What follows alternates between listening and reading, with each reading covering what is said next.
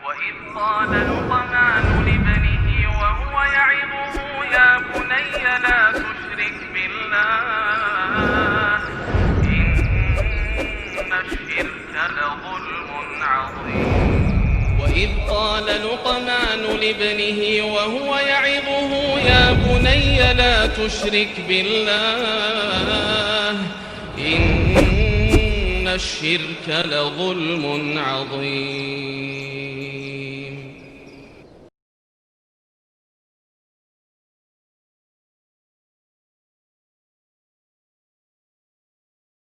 Assalamualaikum warahmatullahi wabarakatuh. Innal hamdalillah nahmaduhu wa nasta'inuhu wa nastaghfiruh wa na'udzu billahi min shururi anfusina wa sayyiati a'malina may yahdihillahu fahuwal muhtadi wa may yudlil falan tajida lahu waliyyan mursyida. Asyhadu an la ilaha illallah wahdahu la syarika lah wa asyhadu anna Muhammadan 'abduhu wa rasuluhu alladzi la nabiyya ba'dah. Wa qala Allah subhanahu wa ta'ala ya ayyuhalladzina amanu taqullaha haqqa tuqatih wa la tamutunna illa wa antum muslimun ya ayyuhalladzina amanu taqullaha wa qulu qawlan sadida yuslih lakum a'malakum wa yaghfir lakum dhunubakum wa may yuti'illaha wa rasulahu faqad faza fawzan 'azima. Ya ayyuhan nasu taqu rabbakumul ladzi khalaqakum min nafsin wahidah wa khalaqa minha zawjaha wa batha minhuma rijalan katsiran wa nisaa'a wattaqullaha alladzi tasaaluna bihi wal arham innallaha kana 'alaikum raqiba.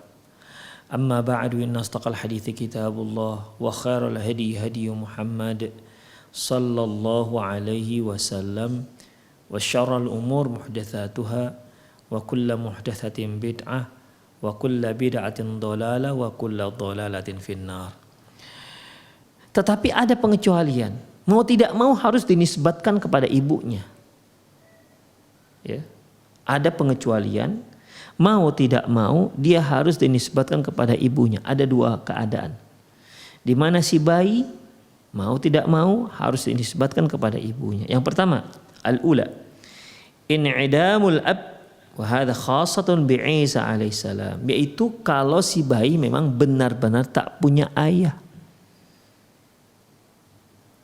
Ya, memang benar-benar tak punya ayah seperti Nabi Isa alaihissalam. Nabi Isa alaihissalam, ya. Dan kejadian manusia tak punya ayah itu hanya Nabi Isa, tidak ada yang lain. Enggak bisa cewek-cewek sekarang datang dia punya anak, aduh ini ayahnya enggak ada. Ayahnya enggak ada, ayahnya pasti ada itu, ya, tapi ayah enggak sah. Beda halnya, ya, beda halnya dengan Maryam alaihissalam. Dia memang hamil, ya, hamil tanpa disentuh oleh seorang laki-laki. Demikian, ya. Sebagaimana disebutkan kisahnya dalam surat Maryam. Demikian ikhwah. Allah menyebutkan wadhkur fil kitabi Maryam idzin tabadat min ahliha makan syarqiyya. Jadi waktu itu dia mengasingkan dirilah di tempat yang sebelah timur. Kisahnya disitulah datang malaikat, ya. Datang malaikat, bahwasanya malaikat mengabarkan kepada dia akan punya anak. Ya. Dia akan punya anak. Maka Maryam mengatakan, bagaimana mungkin aku punya anak? Sementara aku bukan orang pelacur dan juga aku juga tak pernah disentuh oleh laki-laki. Itu dia. Malam yamsasni bashar. Aku tak pernah disentuh oleh laki-laki. Dan aku walam aku baghiyah, aku juga bukan seorang pelacur. Demikian. Jadi ikhwah, kalau ada seorang yang punya anak, ya. Kalau ada seorang yang punya anak, pertama, dia adalah seorang yang disentuh oleh laki-laki yang sah atau dia pelacur. Demikian ikhwah. Ya, atau dia pelacur. Kenapa? Dia disentuh oleh laki-laki yang tak sah. Hanya ada dua keadaannya. Disentuh dia oleh laki-laki yang tak sah atau disentuh dia oleh laki-laki yang tak sah. Itulah disebutkan pelacur. Walam aku baghiyah, aku bukan pelacur. Demikian. Tapi kata malaikat, qala kadzalika qala rabbuki huwa alayya hayyin. Kata malaikat, Allah mengatakan itu mudah saja bagi Allah. Ya. Itu mudah saja bagi Allah Subhanahu wa taala. Demikian. Akhirnya lahirlah. Akhirnya Maryam alaihissalam hamil dan melahirkan tanpa disentuh laki-laki apapun. Itu dia. Itu dalam kisah yang disebutkan dalam Al-Quran. Tapi kalau kisah versinya orang-orang Nasrani, Maryam punya suami, ya, Maryam punya suami. Ikhwah rahimanallahu wa ikum. Jadi di sini ya khusus untuk Nabi Isa. Dia Isa ibnu Maryam. Karena dia memang benar tidak punya anak. Itu merupakan mukjizat dari Allah Subhanahu wa taala. Yang menunjukkan bahwasanya Allah itu kalau mau jadi. Tinggal katakan kun fayakun. Demikian ikhwah. Jadi hanya Isa ibnu Maryam. Fayuqalu Isa ibnu Maryam. Maka dia dikatakan Isa bin Maryam. Maryam ibunya. Karena memang dia tak punya ayah. Wa halu tsaniyah. Kondisi yang kedua, idzan tafar rajulu min waladihi bil mula'anati.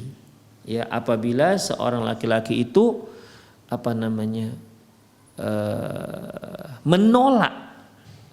menolak si anak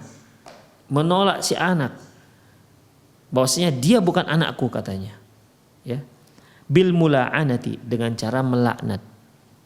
Begini ikhwah, suami istri, ya, suami istri, kemudian suami memergoki istrinya berselingkuh,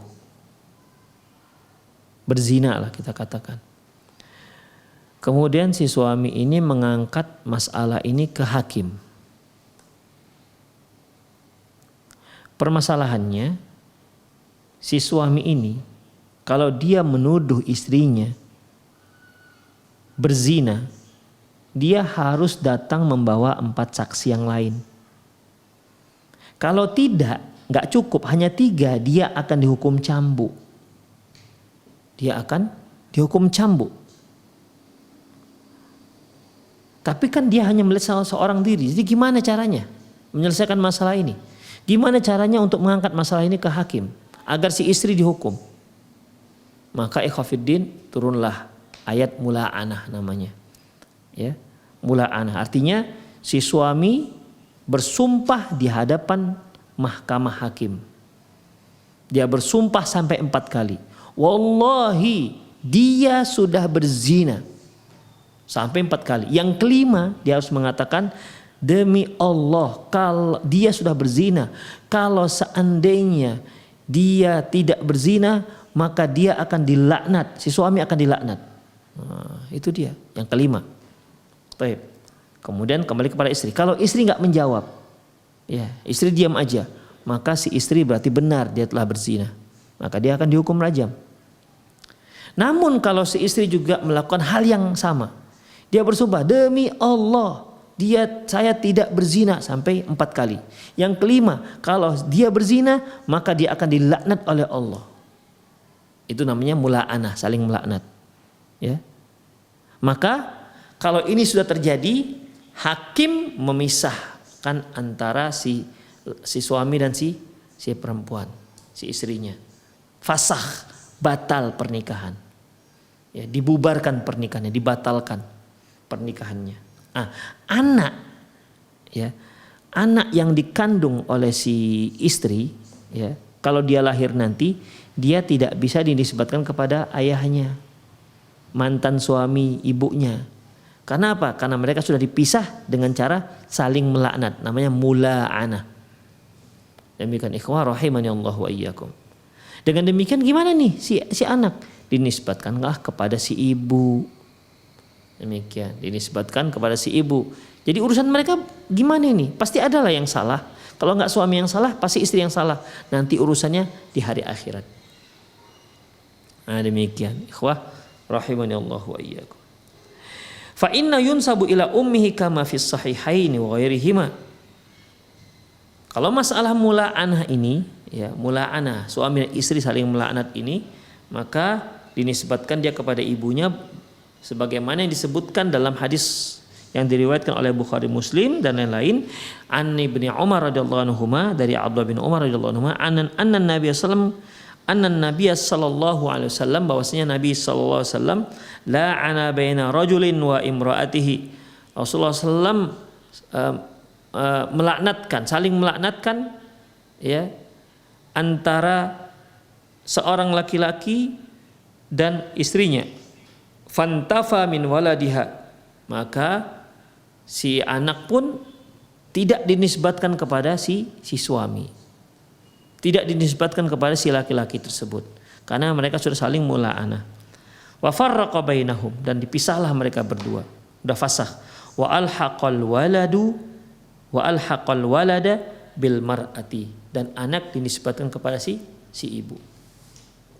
Demikian ikhwah rahimani Allah wa iyyakum. Wa sayati bayanu dzalika mufassalan insyaallah. Masalah ini akan kita bicarakan secara rinci insyaallah nanti. Jadi ikhwah, ada dua hal di mana si bayi tidak dinisbatkan kepada si ayah. Pertama, khusus untuk Isa ibnu Maryam. Yang kedua, bayi yang saling bayi yang lahir dari orang tuanya yang sudah saling melaknat, di mana si ayah ya menolak bahwasanya itu bukan bayi dia. Demikian ikhwah rahimani Allah wa iyyakum. Pertanyaan selanjutnya, udhkur ba'dal adabil lati yuhsinu akhdhuha bi'tibari 'inda ikhtiyari ismil maulud ma'amkan.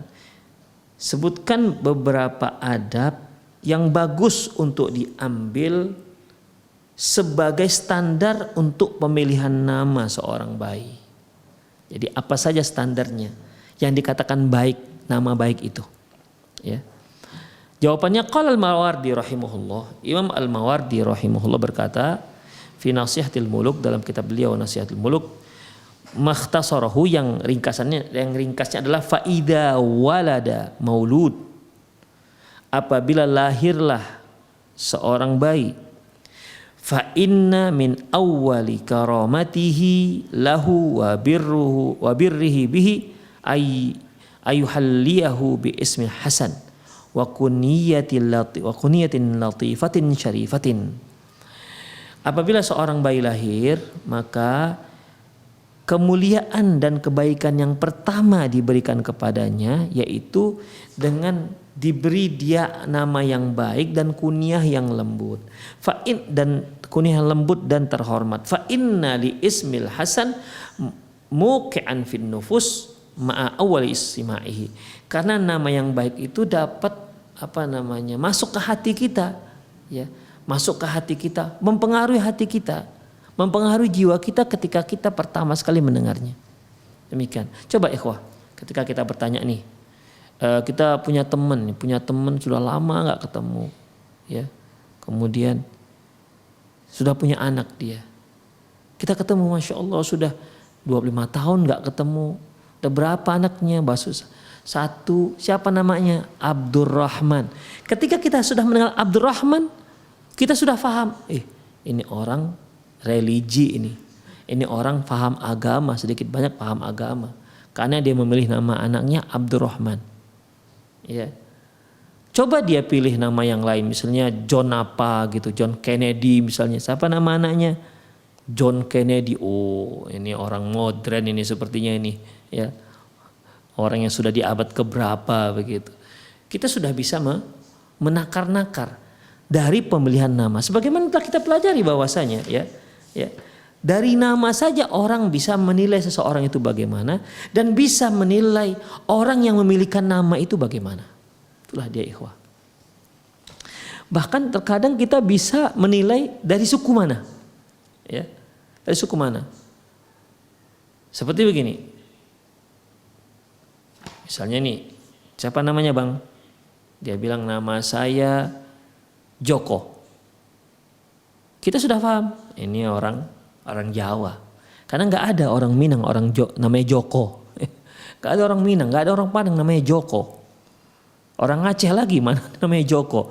Walaupun ya mungkin ada satu-satu, tapi itu asal usulnya dari suku Jawa. Demikian ikhwah. Ya, jadi di sini dari nama kita bisa menilai. Itulah dia. Ya. Boleh nggak nama Joko? Nggak ada masalah nama Joko.